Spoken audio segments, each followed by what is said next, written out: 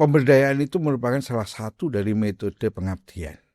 Jadi pola pemberdayaan artinya menguatkan masyarakat, memandirikan masyarakat, kemudian memberdayakan masyarakat itu sebenarnya konsep pengabdian yang empowerment.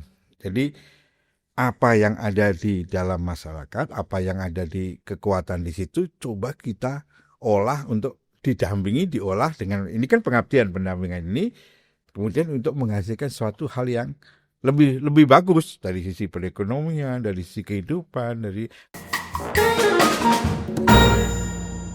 pengabdian masyarakat ini merupakan salah satu pilar Tridharma ya Pak, ya. di perguruan tinggi yang tujuannya tuh emang untuk memberikan manfaat tanpa mengharapkan imbalan. Ya. Nah kalau dari saya sendiri, saya udah yakin kalau misalnya Pak Heru tuh udah ahli lah ibaratnya. Ya. Nah jadi mungkin boleh nih Pak diceritain pengabdian apa sih yang ada di UGM. Oke, terima kasih Firsa, sahabat UGM Channel yang berbahagia.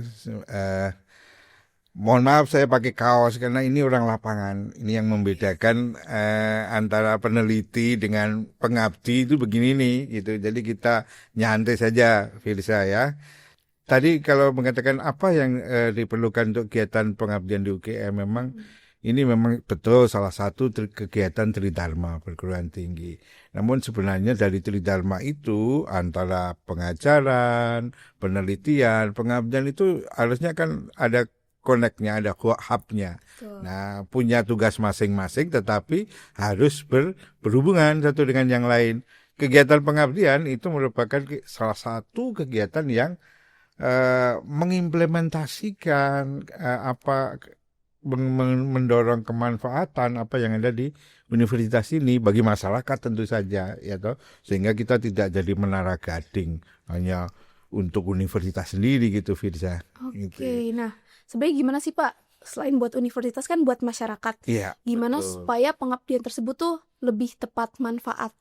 Ya tadi itu salah satunya harus ada korelasi antara penelitian dengan pengabdian. Karena sekali lagi pengabdian kita, terutama pengabdian di UGM ini berbasis pada riset, hasil riset. Sehingga pengabdian itu diharapkan merupakan implementasi, orang sekarang menyebut kerennya katanya hilirisasi dari sebuah hasil penelitian. Sehingga hasil penelitian tidak berhenti saja di laporan, di jurnal. Jurnal penting ya, saya tidak mengatakan tidak penting jurnal. Tetapi itu bermanfaat, bisa diimplementasikan di masyarakat. Nah, core kegiatan pengabdian ini penekanannya pada bagaimana kita membantu memfasilitasi para periset-periset kita, para pengajar-pengajar kita yang berhubungan langsung dengan masyarakat, sehingga masyarakat pun juga punya dampak. Sebenarnya kan juga bisa juga dibalik, Firza. Artinya dari kegiatan pengabdian yang langsung di masyarakat, tahu problemnya di masyarakat, tahu permasalahan langsung di masyarakat, itu bisa dibawa juga untuk perlu diriset. Ini perlu dipakai sebagai materi ajar dari pembelajaran. Itu kan kalau bahasa Jawanya itu ngambah lemah. Artinya kan kita memang bermanfaat langsung untuk masyarakat begitu. Memang sisi-sisi akademis juga ada, sobat. Jadi tidak meninggalkan sisi akademis, tapi itu bisa bermanfaat. Gitu Firsa. Jadi kegiatannya gitu. Menarik banget Pak mengenai pengabdian masyarakat. Sebenarnya saya juga itu Pak ikut pas semester 2 ikut organisasi. Namanya Gajah Mada Menginspirasi. Oke, ya. Itu tuh di bawah naungan BEM Sosmas gitu. Apa kegiatannya kemarin? Kita tuh ngajar ke SD gitu Pak. Nah, betul Ngajar ya. ke SD namanya Banjarharjo. Itu letaknya 17 kilo jadi UGM. Terus kita dengan pasukan merah tersebut kita berangkat bareng ke SD naik motor. Apa rasanya? Senang, Senang, happy. bangga. Karena bermanfaat bagi masyarakat itu juga sesuatu hal yang membanggakan. Bisa. Artinya kan ini salah satu metode yang dilakukan di pengabdian UGM itu kan yang mungkin Felisa atau sahabat UGM Channel kenal itu adanya KKN UGM. Jadi adik-adik mahasiswa yang tahun akhir yang siap lulus itu oleh UGM dikirim ke desa-desa, kirim ke wilayah-wilayah untuk membantu masyarakat. ada dua hal. Satu, mahasiswa bisa belajar, mahasiswa bisa melihat langsung kondisi masyarakat, sehingga ketika lulus ya mereka tidak kaget, ternyata masyarakat beda dengan apa yang diterima dalam kampus. Itu kan juga siap. Dari sisi dampak ke masyarakat tentu saja kan mereka bermanfaat ya. Artinya kan seperti tadi Firsa menyampaikan bahwa mengajar sekecil apapun, menularkan ilmu, menularkan pengetahuan itu pasti bermanfaat. Iya benar. Ya, bermanfaat. Dan dari sisi diri kita, dari sisi adik-adik, ada anak muda, mahasiswa, itu kan juga membanggakan. Dan itu juga memotivasi untuk ya menjadi sesuatu yang lebih baik gitu, Firsa. Jadi itu pengalaman yang berharga menurut saya, sekecil apapun. Gitu. Rasanya tuh abis ngajar tuh fulfilling gitu loh Pak. Nah, kayak abis ngedukasi anak-anak kan, apalagi kalau misalnya zaman sekarang tuh nggak bisa ngedukasi doang, cuman harus dikemas secara menarik. Di situ gimana caranya, pendekatannya beda-beda. Betul. Ya kan, karena saya pernah ke panti jompo, panti asuhan, bahkan sampai ke SLB tuh ternyata gimana cara kita ngajar ke orang lain tuh beda-beda. Betul, ya. Nah itu pun juga sisi lain yang dampak kadang-kadang tidak terasakan. Misalnya ada mahasiswa UGM datang ke sekolah dasar, datang ke TK, itu adik-adik itu kan terinspirasi. Waduh, kakak-kakak itu pintar-pintar ya. Saya mau belajar untuk bisa seperti dia.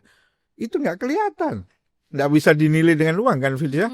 Itu. Tapi bagi mereka ini ada satu kasus, sahabat Game Channel dan Firza. Jadi ada KKN, mahasiswa KKN UGM di Biak. Biak itu ya Biak Numfor namanya. Mereka mentagline-nya dengan Biak elok itu. Nah, ada satu warga di sana itu yang KKN awal dulu, kalau nggak salah sekitar tahun berapa ya, 2017-an begitu. Itu menginspirasi anak SMA di Biak itu, salah satu itu akhirnya bisa nembus ke UGM tanpa jalur apapun. Maksudnya tanpa jalur khusus dalam arti jalur prestasi atau apa. Dia tempuh dengan jalan fight. Sekarang dia mahasiswa UGM. Ya, mahasiswa, cita-citanya sederhana katanya. Pak, saya nanti mau KKN di Biak. Begitu, dia daerahnya begitu. Nah, ini dampak yang mungkin tidak bisa diukur dengan uang, tapi ini nilainya cukup tinggi. Artinya kan dia terus terang termotivasi oleh kakak-kakak dulu yang KKN di sana. Saya ingin masuk UGM. Ternyata bisa. Ya, kita tidak mengecilkan wilayah itu ya, tapi itu suatu nilai yang sangat berharga, sehingga dari sekian tahun dia baru pertama kali dari Kabupaten Biak masuk jadi mahasiswa UGM. Nah, ini yang sedang kita cari. Dari UGM kita coba ini dampak positif yang mungkin misalnya salah satu metode pengabdian anak-anak muda di UGM ini melalui KKN, kita sedang cari itu. Itu Firja. Jadi ini luar biasa loh, luar biasa. Dan bisa teman-teman sobat UGM Channel cek ya, dicari teman-teman yang siapa tahu itu karena terinspirasi itu gitu. Betul. Itu Firja. Nah, sebenarnya apa sih Pak perbedaan pengabdian zaman kini sama zaman dulu, perbedaan mencoloknya menurut Pak Jarod gimana? Ya. Baik, perbedaannya sebenarnya kalau metodenya sebenarnya tidak begitu jauh beda. Metode pengabdian itu ya melakukan sesuatu, action di masyarakat dan bisa bermanfaat begitu. Kalau dulu itu kan kadang-kadang kita datang memberikan penyuluhan, memberikan ceramah, itu mungkin cukup. Mungkin untuk masa kini tidak. Sebenarnya kan saya contohkan inspirasi saja untuk anak-anak masa kini, teman-teman mahasiswa, ataupun saya juga boleh menyentil itu dosen-dosen muda UGM gitu ya, yang sekarang itu anak-anak generasi canggih dengan TI, canggih dengan menguasai medsos, dan ajarkan itu ke masyarakat untuk kemanfaatan gitu. Salah satu contoh kegiatan Ormawa UGM dalam bidang pengabdian kemarin itu kami mendukung kegiatan dia memakai drone gitu, Firja, itu terus kemudian dia membantu menyemprotkan pupuk tertentu, cairan gitu untuk pembunuhan hama gitu. Nah, yang disasar itu saya juga kaget. Wah, apa yang kami sasar petani tua kan, nanti petani yang sudah senior itu kan nggak bisa. Nggak, Pak, ini kebetulan ada komunitas di Bantul itu petani-petani muda gitu. Sehingga dia mengoperasikan drone, mengoperasikan melalui HP ya, kalau nggak salah, saya nggak begitu canggih, itu dia bisa. Nah, itu semakin cepat dan juga semakin menunjukkan efisien begitu yang dilakukan. Ini kan mengajari itu kan juga bagus. Betul. Ya, mengajari itu bagus. Itu bisa dilakukan sekecil apapun. Tadi seperti Firsa mengajarkan anak-anak SD tentang bagaimana bahayanya kalau kita lama-lama menggunakan gadget. Bagaimana kita menghitung dengan cara tertentu, metode tertentu sederhana. Itu sudah luar biasa. Gitu Firja. Tapi kan tadi Bapak sempat bilang kan ngubah teknologi pakai drone. Tapi sebenarnya gimana sih Pak kalau itu dari sisi teknologi? Kalau dari sisi budaya, gimana caranya kita ngedukasi yang kaum lansia di mana mereka tuh masih ibaratnya kurang literasi digital gitu? Ya, sekarang kalau kita lihat di kenyataan sehari-hari bahwa para lansia pun kan juga sudah mulai banyak juga menggunakan HP ya, gadget ya, meskipun mungkin untuk WA atau apa, digunakan secara positif, diajari secara positif, misalnya bagaimana menggunakan HP itu untuk mengukur tensi, kemudian bagaimana itu untuk digunakan untuk misalnya kalau sehari ini belum jalan kaki seberapa langkah loh, itu diajari kan, nah diajari terus ketika dia sudah bisa dilepas, itu ya. Jadi prinsip pengabdian kita itu kan kemandirian, jadi di UGM pun pengabdian Bapak Ibu dosen kami batasi 3-5 tahun di lokasi yang sama, termasuk KKN. Sobat. Jadi kenapa kalau begitu? Kalau didampingi terus-menerus suatu masyarakat, kelompok atau komunitas itu dia nggak akan mandiri. Dia tergantung gitu kan. Sehingga sebagai seorang akademisi pengabdian itu juga harus terungkap.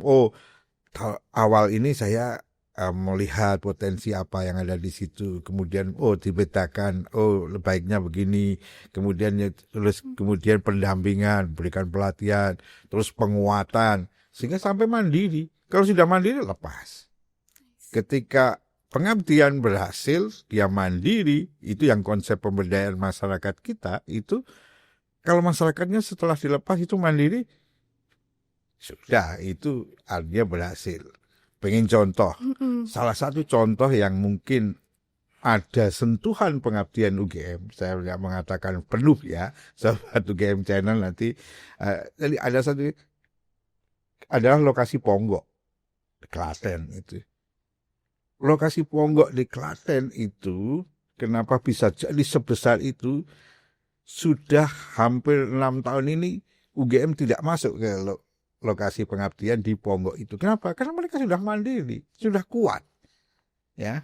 Nah, akhir-akhir ini kami memperhatikan memang harus ada pendampingan lagi, penguatan lembaga, tapi dari sisi kualitas, karena mereka sekarang sudah, mohon maaf ya nanti teman-teman di wilayah Ponggok, sikap konsumtif masyarakat di wilayah itu karena ekonominya tinggi itu sudah mulai cukup riskan. Ya, artinya kan kita harus ya sebagai kepekaan ini misalnya kan, nanti kalau mereka konsumsi kredit masuk, kemudian sering itu istilahnya meminjam secara kreditor, motor, TV, itu karena mereka merasakan bahwa income mereka masuk banyak terus. Padahal kan kalau kita ingatkan bahwa pariwisata semacam itu kan ada masanya. Nah ini kan kadang-kadang menyadarkan itu, Firsa. Itu kalau tidak ada kepekaan dari, mohon maaf ya, dari teman-teman akademi ya, itu mereka mungkin itu banyak kok Pak, uangnya sekarang banyak, saya nyicil ini bisa. Nah ini sedang kita amati, secara kelembagaan mereka luar biasa, pendapatan mereka itu per tahun untuk desa itu mungkin sekarang sudah lebih dari 20 M satu tahun dari wisata itu. Apa dulu inisiasi pertama, Firza, UGM menyentuh itu dalam kaitan pengabdian? Menemukan potensi itu. Nah, kadang-kadang masyarakat kan ada di situ, tapi nggak melihat ini apa toh, harus apa toh. Tapi ketika ada seseorang, orang yang di luar dari wilayah itu, kemudian melihat, wah ini bisa ada potensi yang dikembangkan, ada potensi yang bisa diberikan untuk sumber perekonomian. Menemukan itu suatu hal yang, ya itu istilahnya ada hasil riset, kemudian diingatkan kepada masyarakat, kamu punya potensi ini loh. Ya, nah lalu dikembangkan bersama-sama. Gitu, Fitz. Tapi tadi yang dari yang Bapak udah jelasin kan tentang menemukan potensi, terus juga gimana caranya bisa berdampak bagi masyarakat. Betul. Tapi sebenarnya apa sih Pak perbedaan antara pengabdian sama pemberdayaan? Karena kalau menurut saya sendiri tuh, kalau misalnya pengabdian dia lebih ke dia memberikan sesuatu ke orang lain tapi tanpa mengharapkan imbalan. Tapi yang lebih challenging itu adalah di mana kita pemberdayaan, karena kita kalau udah kita melakukan suatu aktivitas itu diharapkan bisa sustain atau bisa terus meneruskan gitu masyarakatnya. Kira-kira itu tantangannya gimana ya Pak? Apalagi era teknologi. Gitu. Pemberdayaan itu merupakan salah satu dari metode pengabdian. Jadi pola pemberdayaan artinya menguatkan masyarakat, memandirikan masyarakat, kemudian memberdayakan masyarakat, itu sebenarnya konsep pengabdian yang empowerment. Jadi apa yang ada di dalam masyarakat, apa yang ada di kekuatan di situ, coba kita olah untuk didampingi, diolah dengan, ini kan pengabdian, pendampingan ini, kemudian untuk menghasilkan suatu hal yang lebih bagus dari sisi perekonomian, dari sisi kehidupan, dari kan nanti kita bicara kalau UGM kan kok bicara tentang ekonomi sosial, bagaimana kesehatan ya juga peningkatan kualitas kesehatan atau apa itu kan juga empowerment, dari menggerakkan masyarakat, menyadarkan, menggerakkan, kemudian dia mandiri. Itu konsep pemberdayaan. Jadi maka sampai saat ini memang sesuai juga dengan peraturan rektor. Lalu di UGM itu dikuatkan, sahabat channel, itu dengan peraturan rektor pengabdian itu. Baru muncul kemarin tahun 2024, peraturan rektor nomor 28 itu mengarahkan bagaimana konsep UGM mensinergikan Tridharma ini, terutama untuk arah pengabdian itu seperti apa, begitu. Di situ disebutkan tetap berbasis riset, Firza. Jadi teman-teman mahasiswa pun kalau mau melakukan kegiatan pengabdian ya riset, sekecil apapun kita riset dulu. Oh ternyata seperti ini ya masyarakatnya, gitu kan. Misalnya satu contoh, Firza mau ke suatu daerah misalnya di Wakatobi, misalnya nanti KKN di Wakatobi begitu. Amin. Ya, di pulau itu kan memang sangat kaya tentang ikan laut, ikan. Atau di Pulau Enggano juga ikan laut juga banyak. Nah kemudian dari sini Firza merancang mau mengajari membuat nugget ayam, gitu kan, karena banyak turis supaya nugget ayamnya bagus. Nah, ketika dipraktekkan di sana tanpa riset, itu akan hasilnya nggak baik. Kenapa? Terbuang aja. Karena di sana nggak ada ayam. Gitu? Kalau tanpa riset bahwa di sana itu potensinya apa, ikan, maka ketika di sana ngajarinya jangan nugget ayam, tapi nugget dari ikan, gitu kan. Ini kan sebenarnya kan juga riset, sobat, ya. Jadi itu juga riset. Kalau ternyata banyak ikan, ya sudah diubah nuggetnya dari nugget ikan. Wah, ikan yang apa begitu. Ayam sana mahal. Wakatobi itu ayam satu bisa 150.000. Nanti kalau dibuat nugget malah rugi, gitu kan, secara ekonomi kan. Firza anak ekonomi kan mesti tahu. Maka apa yang di sana banyak dibuat nugget untuk menjadi bahan yang awet makan itu, misalnya itu termasuk riset, Firza. Riset kecil dulu, terus kemudian diimplementasikan cocok. Mereka senang, gitu kan? Mereka senang gitu Firza. Berarti lebih ke adaptasi juga nggak sih Pak? Gimana caranya kita menyesuaikan dengan budaya lokal? Harus, ya gitu. Salah satu contoh di Enggano itu juga.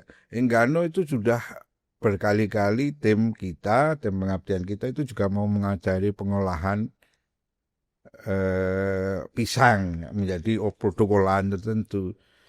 Salah satu yang kadang-kadang tidak diperhatikan oleh teman-teman bahwa di sana itu budaya usaha, budaya perilaku kayak orang Jawa, maaf ya, seneng utak-utak begilikan kegiatan itu kan jarang. Mereka kan petani pun nanam tinggal laut.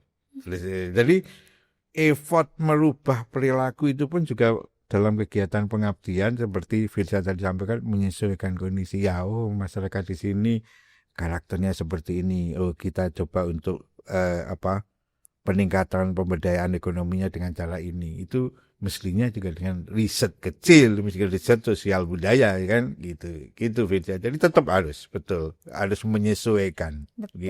Nah, kebetulan karena saya tuh semester 4 Ya. dan emang udah mau mempersiapkan KKN gitu. Mungkin sobat UGM Channel juga ada nih yang pengen KKN, misalnya di Bali, tadi di Enggano, di Wakatobi. Ya. Nah, sebenarnya kalau tempat pemilihan lokasi KKN tuh lebih baik kita emang sesuai dengan ormawa kita atau gimana, dan milih KKN tuh emang karena pingin jalan-jalan atau emang pengen mengabdi tuh, Pak?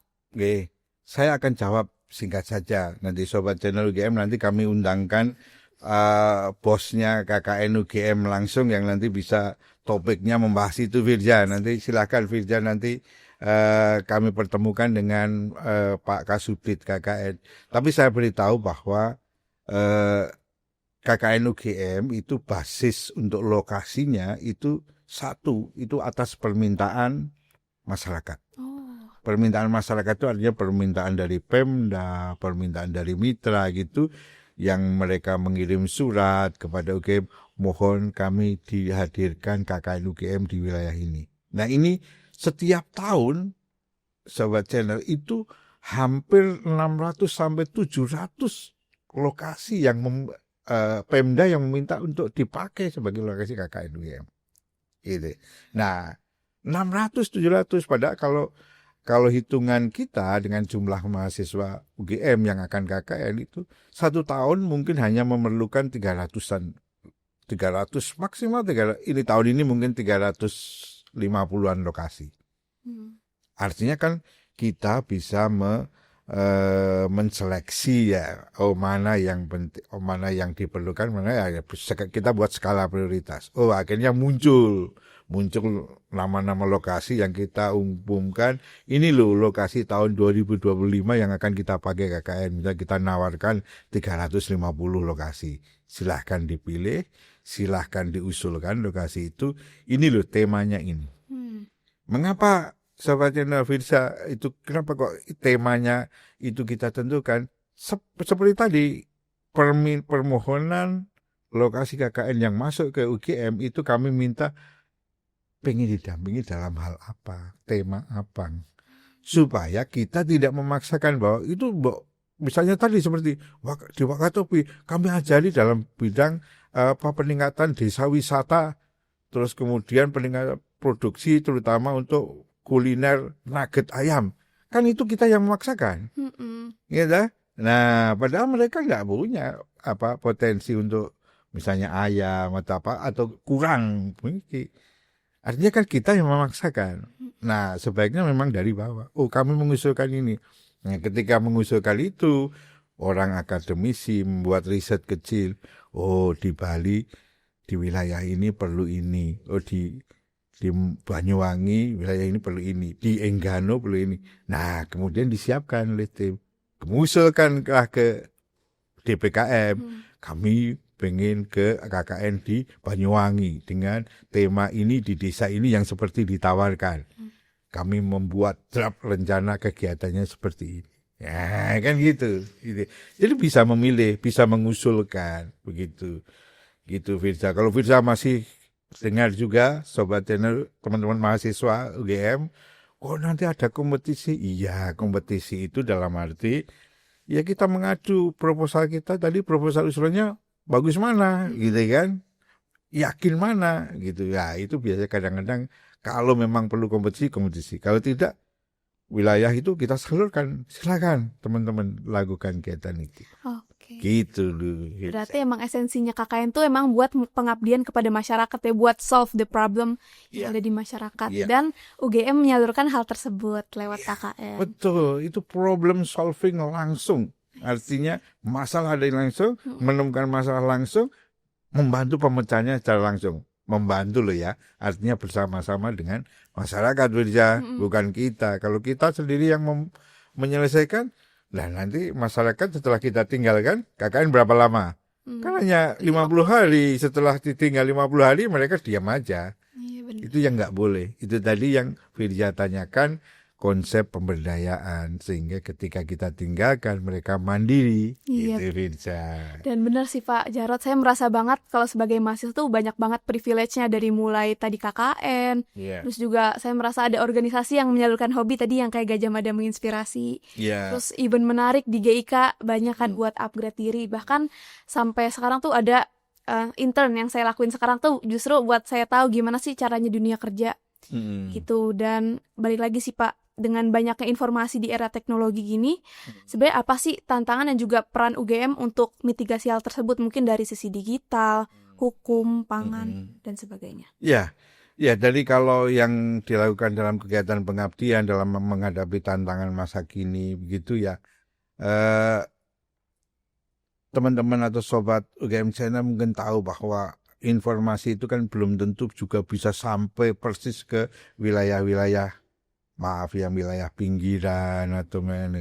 Nah, kita juga membantu mengkomunikasikan, bagaimana membantu menyikapi, itu sudah cukup bagus. Jadi, nah ini anak-anak muda, saya concern sekali dengan teman-teman anak-anak muda mahasiswa di luar KKN, Firza misalnya. Di luar KKN itu sebenarnya juga banyak kegiatan-kegiatan pengabdian yang seperti Firza tadi sudah ceritakan pernah lakukan. Ini beberapa perusahaan bank swasta besar pun juga sudah mulai menyalurkan CSR-nya untuk kegiatan bina desa, kegiatan peduli kampung, kegiatan kampung hijau, kampung proklim dan sebagainya, itu mengundang mahasiswa. Gitu. Saya tidak berani menyebut sebuah merek bank ini. Yang terakhir ini kompetisi tentang KKN diadakan oleh sebuah bank besar, dan di samping dia membiayai, tentu saja ini kan bagi adik-adik mahasiswa itu ini portofolio yang bagus. Besok juga untuk tadi Firza mengatakan untuk persiapan lulus atau apa, itu kan kalau sudah melakukan kegiatan itu kan luar biasa. Ini ada, setahu saya ada satu tim yang hampir lolos masuk final ini, yang dengan lokasi di, kalau tidak salah di wilayah Rio. Nanti takutnya kalau belum berhasil, tapi mudah-mudahan kami doakan berhasil. Ini tinggal minggu ini finalnya dari sebuah bank besar itu. Jadi dia mendanai dan memberi semacam hibah begitu untuk kegiatan pengabdian di desa, sebuah tim mahasiswa begitu, dan dia dilombakan internasional. Dia menunjuk lokasi hampir persis KKN UGM. Jadi hanya dia mengkompetisikan itu, mengundang mahasiswa perguruan tinggi, coba dampingi dengan tema ini, dengan ini. Nah, karena pengusulnya banyak, mereka dikompetisikan gitu, Firza. Tim kita ada satu kalau nggak dua, tapi satu pasti yang sudah sampai masuk final gitu. Gitu Firza. Jadi peluangnya banyak. Teman-teman di UGM juga kan, adik-adik mahasiswa kita kan juga ada Ormawa, organisasi mahasiswa, itu kan juga kegiatan PKM-nya juga cukup aktif. Mereka membantu kita seperti mengajari memanfaatkan drone tadi, memanfaatkan gadget untuk memantau begitu kan sudah luar biasa. Tuh, mungkin dari Pak Jarot ada nih kayak pesan ataupun apa yang ingin disampaikan buat teman-teman yang mungkin pengen ngelakuin pengabdian tapi nggak tahu mau mulai dari mana. Oke, jadi kalau Sobat UGM Channel, anak-anak muda ya, mahasiswa, teman-teman mahasiswa begitu, silakan mengekspresikan diri ketika Anda pengen melakukan kegiatan pengabdian begitu.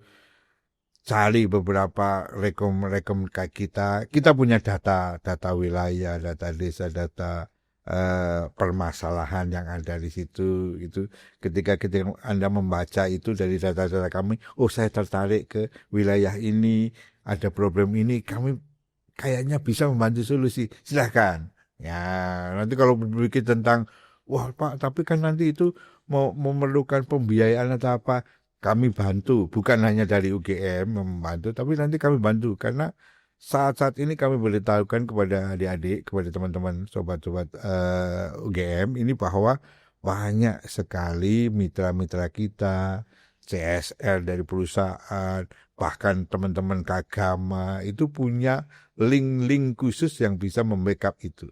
Kalau proposalnya menarik, saya kira kan mereka akan bisa melakukan. Nah itu sebagai bentuk